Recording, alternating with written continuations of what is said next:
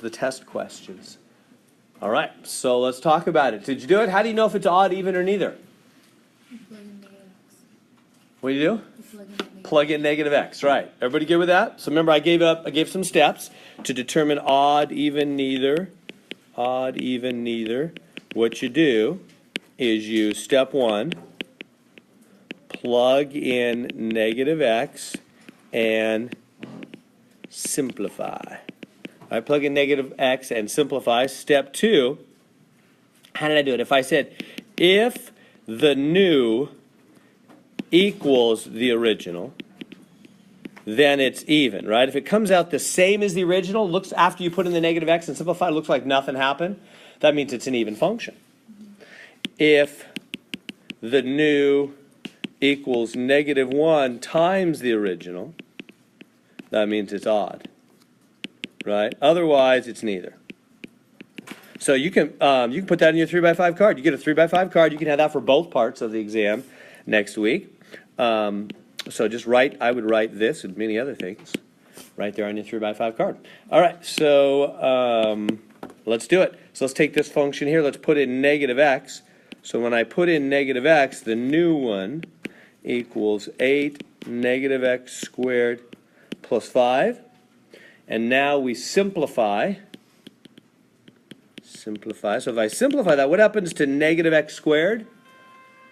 The negative, just little dramatic music for the moment there. The negative goes away, doesn't it? When you square it. So it's 8x squared plus 5. The negative just vanishes. So is it this? What's the story? Even, odd, or neither? Even. Yeah, it's the same as the new. I mean, same as the original. It's the same as the original and the new one, they're the same. In other words, plugging in negative x changes nothing. So that means it's an even function. But it's negative 5, right? It's what? Negative 5. Oh, sorry. Yeah, I don't know why I did that the whole time. Thank you. You're totally right. That's just crazy. I'm sorry to confuse you guys. Yeah, it was negative 5 from the beginning, huh? And I just plugged in the wrong thing. Thank you.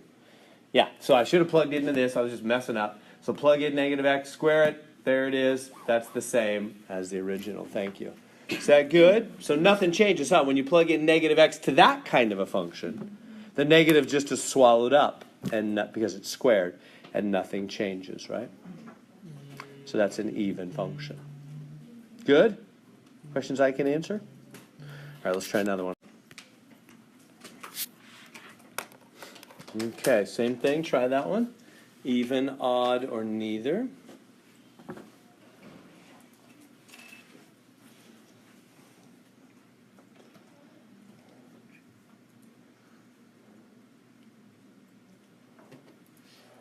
Plug in negative x for x there.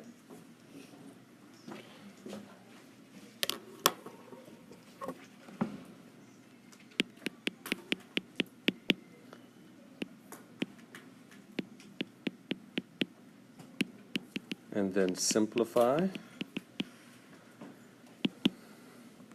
So the question is, how do you simplify that? Well, it's negative 7 times negative x. That's just negative 7x. Good so far. There's positive times negative there.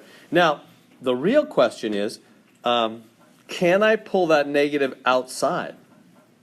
That's what you're all wondering, I hope, and that's what we should wonder. Can we do that? No. Can we not? Anybody feel confident? One way or the other? Yay or nay, and have a good reason? Negative imaginary? Maybe. No, nobody's confident? Let me help you with these situations. Did you know there's too many math rules to remember? Right? I mean, you're telling us, Mr. Herring. There's way too many. So no, the way to know this and a million other, I mean, this is like a tiny little, weird little strange thing, isn't it? And there's a million of these things in math and science as well.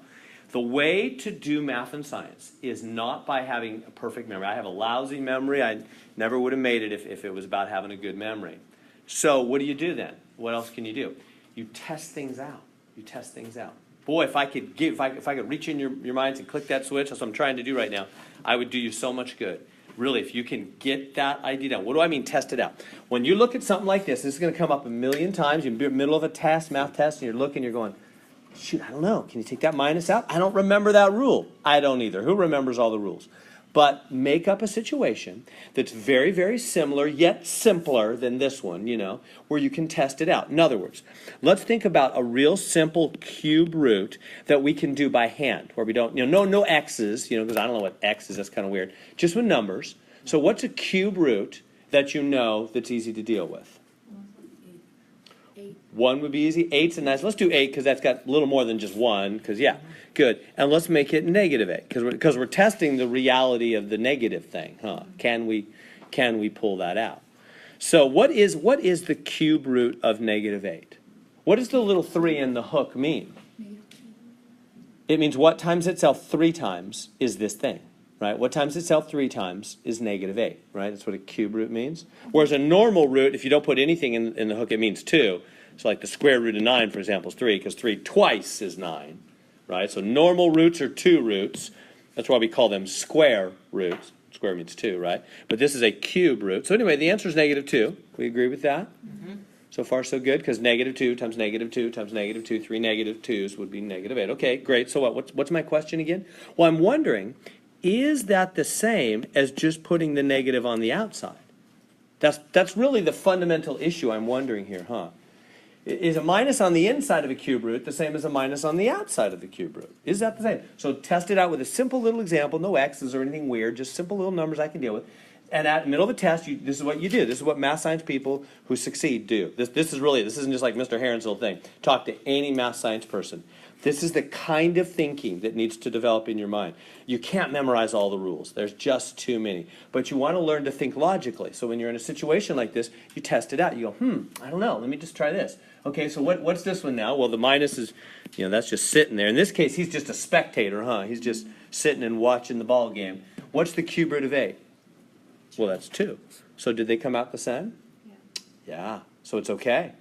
It's true, isn't it? You can take a minus from the inside and just pull it to the outside. That proves that it's true, doesn't it? See how I discovered that? There's too many rules to memorize. You just kind of test them out with simple little number examples like that. Now, you might have said, a good comment was made, what about, I thought it was imaginary. Probably a lot of you are thinking that, huh? Well, what's up with that? Why isn't it imaginary? I thought square roots with negatives inside are imaginary. Only when it's even. Yeah. Odd roots of negative are fine.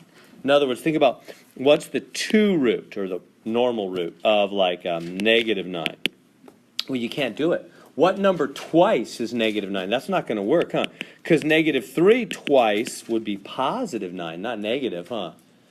And so you can't do negative. If the answer is not negative 3, the answer is not positive 3, and you think, well, yeah, do one of each, one positive. Well, that's not the same thing twice. That's not allowed. It's got to be the same thing twice. So it can't be done, and it's imaginary. Yeah, so the imaginary thing, basically, anytime you have an even root of a negative number, it's imaginary. Even, though. Even's the key. Because you cannot have an even amount of things come out negative.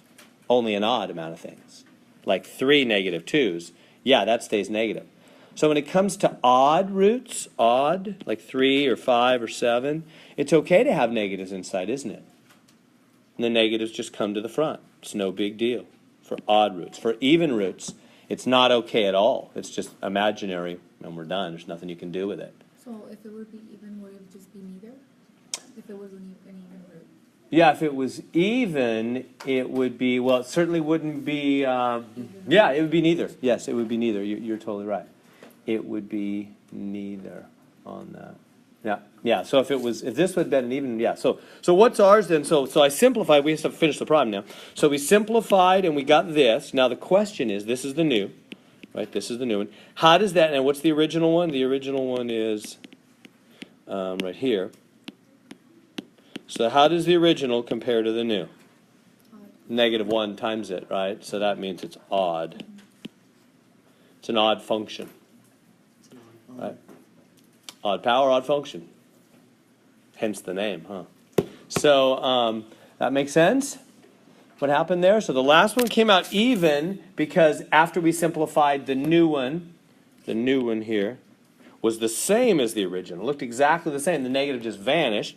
And on this one, after we simplified, the new one was the original one with an extra -1 multiplied in the front.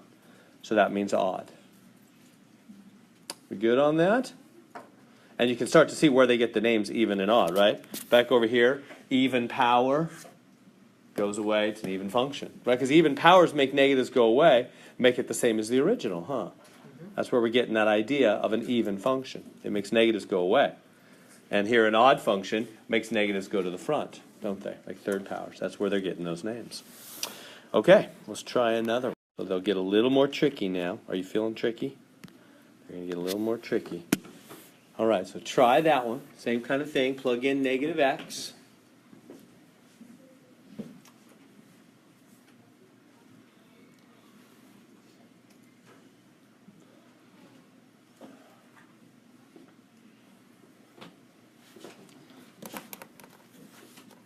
This is one of the multiple choice questions on the exam next week that you might like because there's only 3 options. It's even, odd, or neither. I couldn't put a D and an E. Even, odd, or neither. I guess I could have put I'm not sure or I don't care, but you wouldn't have guessed at those. So it's just A, B, C. Even, odd, or neither. So plug in -x and simplify.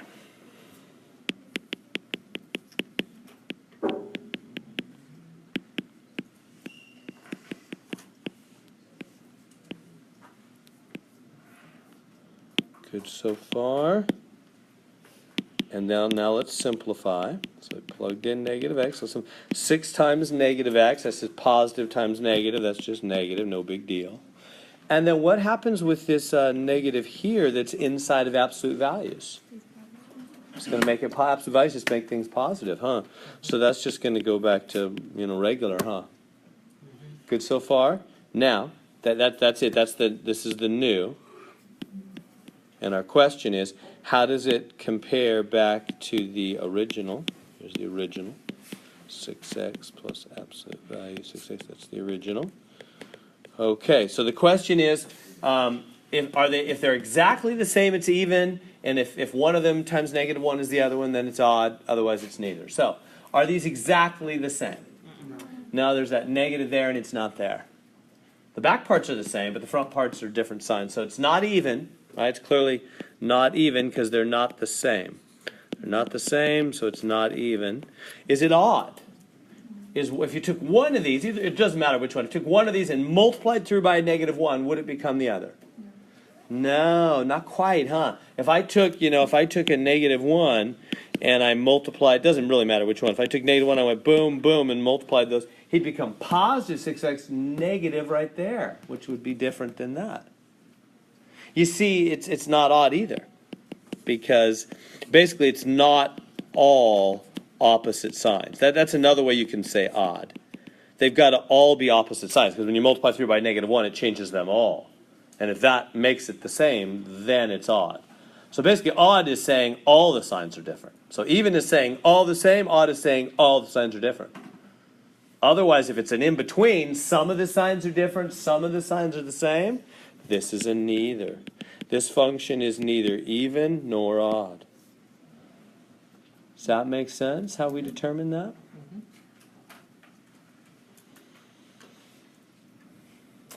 Questions good? Okay, try that one. See, that one kind of has a mix, huh? The top is x to the first power, which is an odd power. The bottom is x to the second power, which is even. What does that mean? It's going to be even, it's going to be odd. Does that mean neither automatically? Not necessarily. Sometimes yes, sometimes no. There's no easier rule. You just have to plug in and see. So plug in -x and simplify and try the test.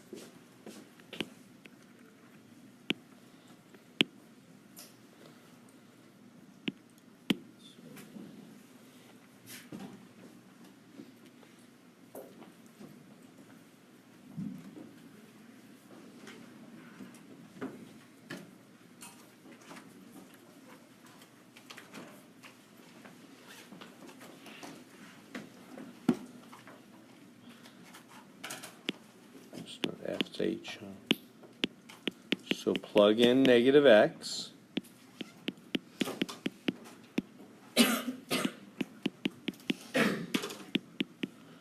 like that. Good so far. And now we simplify. So when we simplify, negative times negative is positive, or just regular 4x. This negative goes away because it's squared. So we get to here. That's the new. Now let's bring down the original and compare them. So here's the original. Minus 4x over, that's the original. Okay, so we have the new. After simplification, we have the original. So the question is, are they exactly the same? No. Certainly not. So it's not even. We're all good with that? For sure. Now, at least if you can get that far in the test and you're not sure from there, you can flip a coin. I mean, you're only down to two options, right? You know, no way is it even, because they're not exactly the same for sure. Now, this one fools people a lot. Hope you're dialing in with me here real close. Over the years, I just remember this kind of a question fools people a lot. Is it odd? In other words, if I took one of them, say like this one, or the other one, doesn't really matter, and multiplied by -1, if I took -1 times this one, would I get that one? That's what it means to be odd, right? Got to take -1 times one of them, really doesn't matter which one, and you get the other one. Is that true? If I take -1 times this fraction, do I get that fraction? Yes. Yes, you do. Now, here's the mistake a lot of people have made. They went, Mr. Aaron, no. The -1 goes there and makes that negative. Yeah, but then it goes there and it makes those, so it changes those. No, that's not how you multiply -1 times a fraction. How do you multiply any whole number times a fraction? It's over 1. The negative doesn't go to both the top and the bottom. No. Right? If you had a negative in front of like 2/3, that's not right to say that's -2 over -3. That'd be positive then. This is not the same. That's two negatives is positive. That's not the right thing to do with a negative on a fraction. It goes to the top only, or you could do it on the bottom only, but not both, huh? See, it's all that little stuff. That's the stuff that gets people. It's all that, and that's just by, how would I know that? I would do this. If I was in the middle of the exam, and I was taking, I'd go, wait, that minus, do I go top and bottom? Again, too many little picky rules to remember, huh? I would do this. I'd go, well, let me think about a fraction.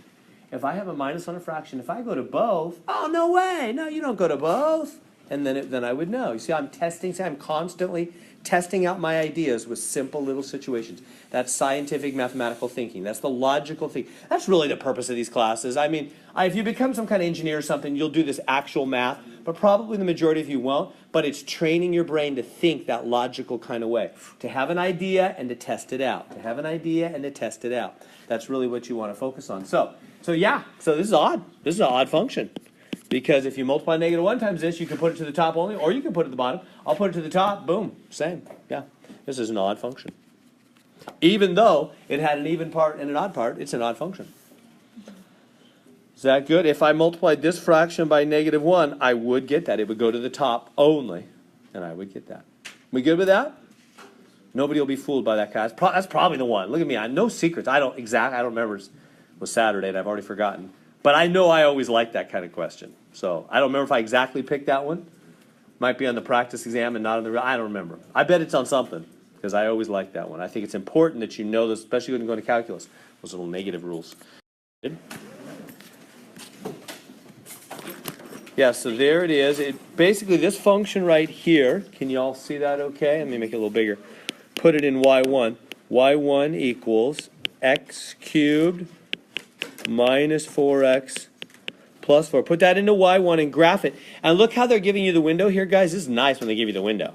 They're telling you the window and the window size. They're saying x min is -2, x max is +2. See this right here?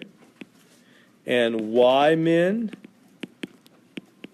is -4, y max is +10. So they're telling you how to set your window, and then they want you to know which of those graphs is right, and then once you got that, to find the maximum. So so first get the graph, get that on your screen. Let me go grab my calculator.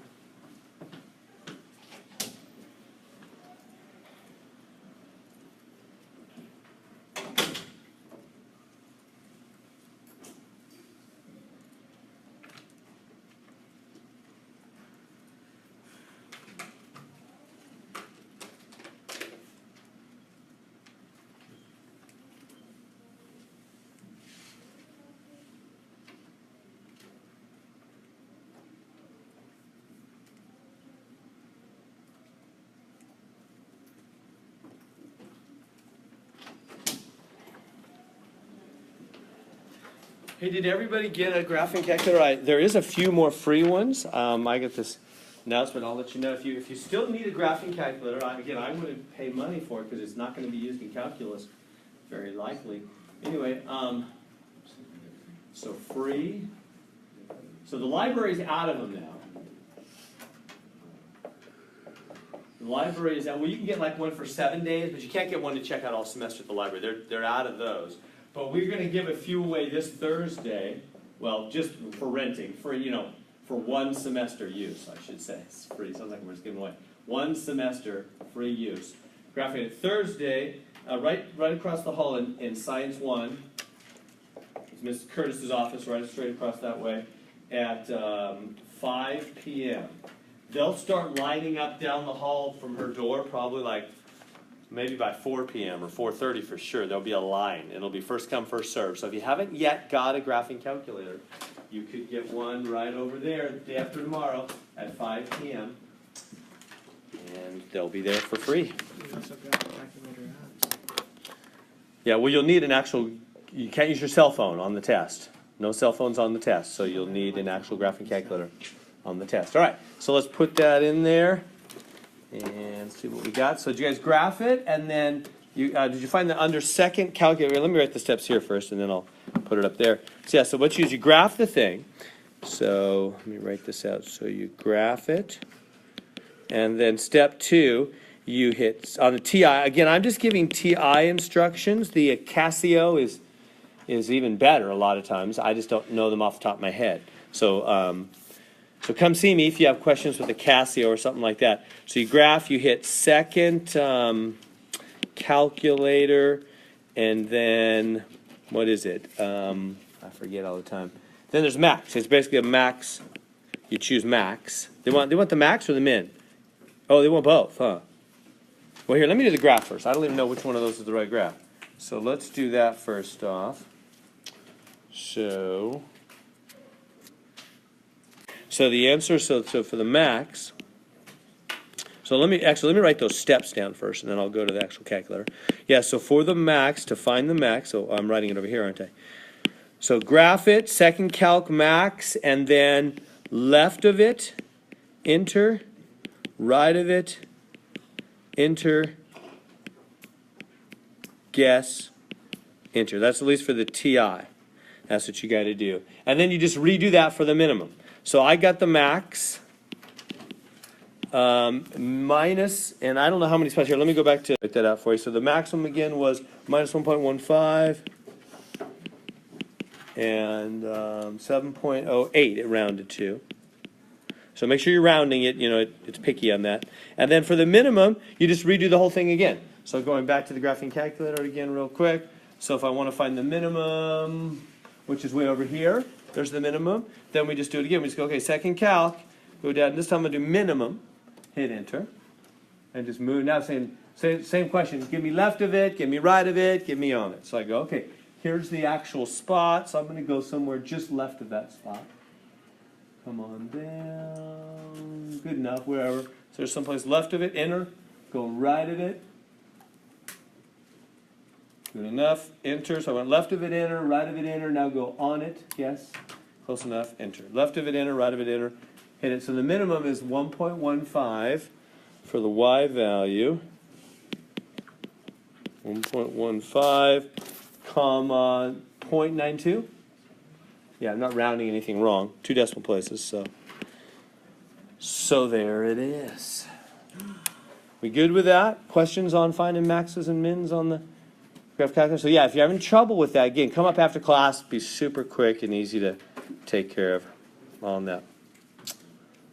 All right.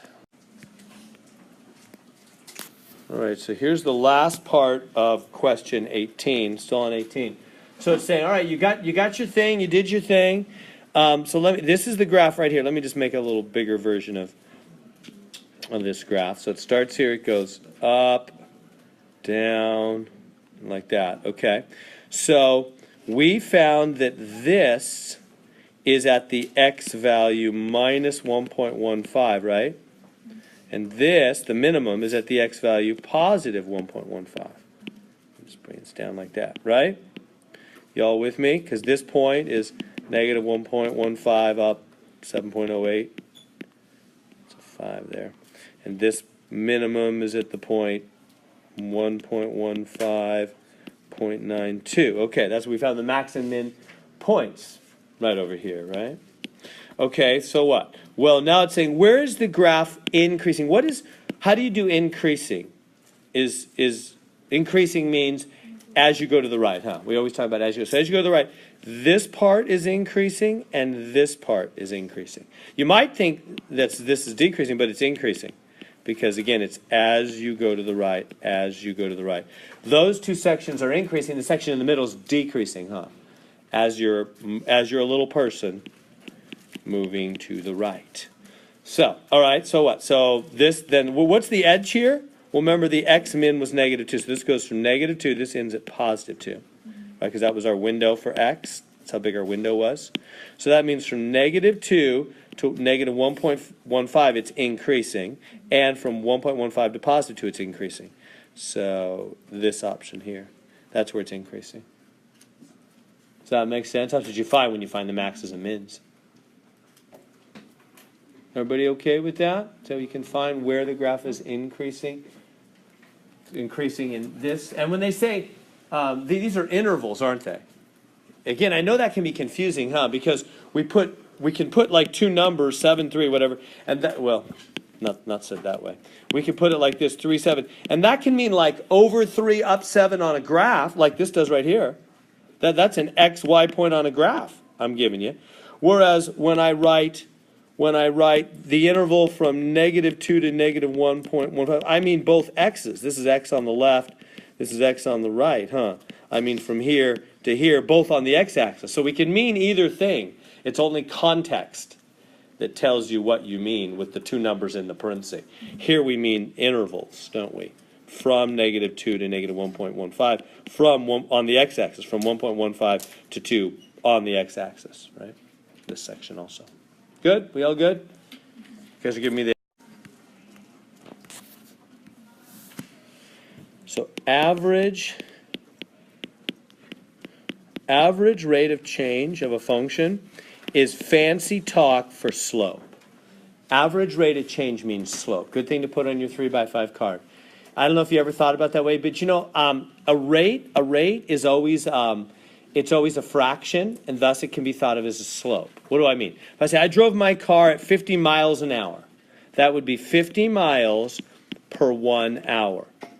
My rate of driving, 50 miles per 1 hour. That's a fraction, and remember a slope is a fraction because it's rise over run. If you guys said, I can solve 10 problems per hour, Mr. Heron, in Math Excel homework, 10 problems per 1 hour. That's a fraction. That's a slope. If I say I can grade 7 tests per hour, 7 tests a minute. No, that'd be amazing. 7 tests a minute. That's a fraction. That's a slope. I don't know if you ever stayed up late at night and thought, you know, all rates are really fractions and thus they're slopes. Probably not. That's just what strange math teachers do. But it's true, huh? All rates, how fast you do something, always has time on the bottom. It's always a fraction with time on the bottom. So anytime they speak of a rate, and this is big in calculus, they're kind of priming the pump for calculus. When you go into Math 5A calculus, it's all about rates. Rates are everywhere, and slopes are everywhere, and something special with the slope called the derivative. And so they really want you to get the idea that a rate is a fraction, is a slope. So that's the big idea. So when you read anything in this class or the next class, and they go blah, blah, blah, rate, you think slope. They want me to do slope. That's really what they want me to do. A slope's a rate. All right, so how do you do slope? Remember the slope formula from your algebra days? Y2, this one I mean, you know, y2 minus y1 over x2 minus x1. Same one, you know, that slope formula from your algebra days. So average rate of change, slope formula from algebra. Now, that is what we'll use. So the only small change we're going to make in that is, remember that y values are function values. We've said that a couple of times, right? Y is f of x, or g of x, or h of x. Whoops.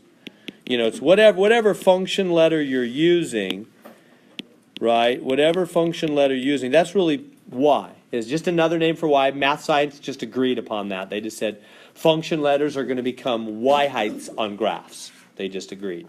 So why am I saying all that? Well, because they're giving me functions here.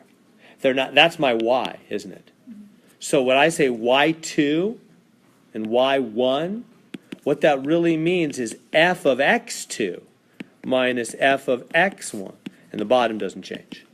Do you see that? How I turned the y values into f values because they're the same thing? But you got to go with the corresponding number. So y2 is f of x2, and y1 is f of x1, because f values are y. When you plug x2 into the f function, what you get out is y2. It's another way of saying y2. Is that comfortable? You want to, calculus is going to beat that drum a ton. You want to be comfortable with that. Y values are they're going to switch that around all the time, and they won't even explain. They'll just assume you understand. Y values are function values plugged in. So f of x2 is y2.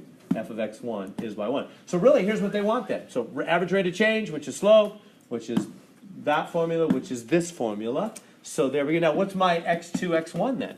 Well, they're giving it to you from example to example. So in part A over here, it's -1 and +1. So part A, it's -1 to +1, just grabbing that right there. So this is my x1 and this is my x2. So plug them into the formula. So I'll say, okay, f of x2 minus f of x1 over x2 minus x1 will be f of 1, it's kind of scribbly, f of 1 minus f of -1, you all good there, over 1 minus -1. Right, you get the negative from the formula, and then the x1 is also -1. So you get the double negative, be positive thing there. Good so far. I just plugged in x2 is +1 and x1 is -1. Just plugged them in for part A anyway. I'm going to have to redo it for part B and part C. So now what is f of 1? What is this part right here? What's f of 1? Yeah, you plug into the function that we have here, huh? So here's the function right here. If I can kind of move some of this stuff out of the way. Exactly, so come on up here and say, okay, f of x, the function, is -3x squared plus 5. So f of 1 is -3 times 1 squared plus 5. It's 2. Is that okay? So this is 2. Subtract. And then f of -1. Do f of -1 right here. And what's that? -3 times -1 squared plus 5. That's -3 times 1 in the end, huh? Plus 5, which is also 2. Turns out it's also 2. It's kind of different. Over 1 plus 1. So it's 0 over 2. It's 0. So there's part A. Did you track all that? So average rate of change is a slope. Difference of y's over difference of x's, which means difference of f's over difference of x's. So you can put that in your 3x5 card. I say that a lot. I don't know how much room you have left in the 3x5 card, but just plug in, work it out. That's the average. That's how much that function changes on average between -1 and +1, right? Because that means that, in fact, the function doesn't change at all. He's at the same height. Right? These are his heights. These are function values. These are y values. The function is at a height of 2. So if you do a graph, if it helps, you don't have to do any graphing stuff, but it might sink the concept in better. That means if you're back at -1, the function is at a height of 2. And then if you go over here to +1, whoops, it's not there. +1, it's also at a height of +2. I don't know what it did in between. It might have went, woo, all kinds of crazy stuff. But by the time it got back over here, It was back to a height of 2 again. So how much did the height change between -1 and +1? Not at all. 0. What was the average change in the height of the function? None at all. That's what we just found. Right? The change in height over the width. That good? So the other two parts are the same. Just plug on in there. All right, I'm going to move. You got to be careful. It's easy to get the idea, but then do something a little wrong. These are really messy. So why don't we just try part A here? So average rate of that function. Want me to write it bigger? So it's here. Write it up here. F of x is x cubed minus 9x plus 7 from -3 to -2. So this is my x1, this is my x2, huh? And they're saying, how are you going to, one of the battles on a math test is to remember keeping all the different things straight. How are you going to recognize this? Average rate of change. There's the words, huh? Average rate of change, you think, oh, slope. Yeah, that's the slope formula thing. So give it a try.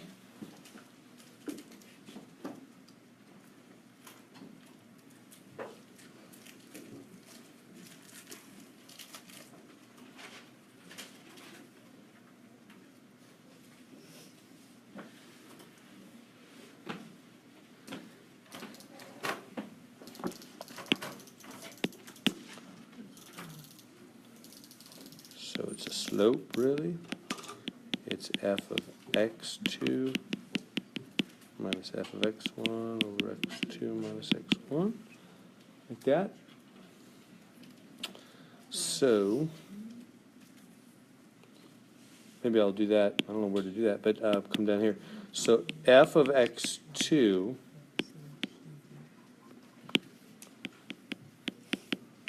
will be f of -2. Here's the function.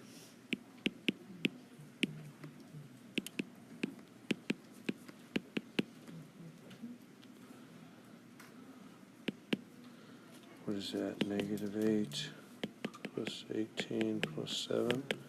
Is that 10? Is that 17? Yeah. I think it is, yeah. So f of x2 is 17.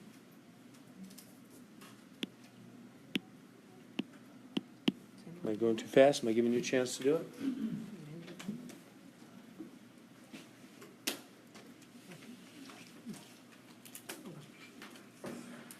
So now find f of x1. I have my selected answer.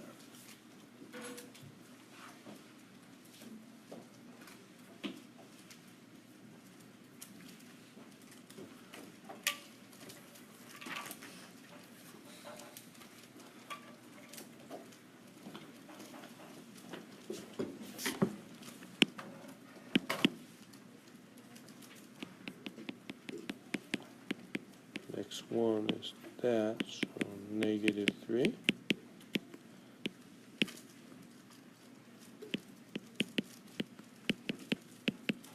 What's that? -27 plus 27 plus just 7. So it becomes -7. Like that. And on the bottom,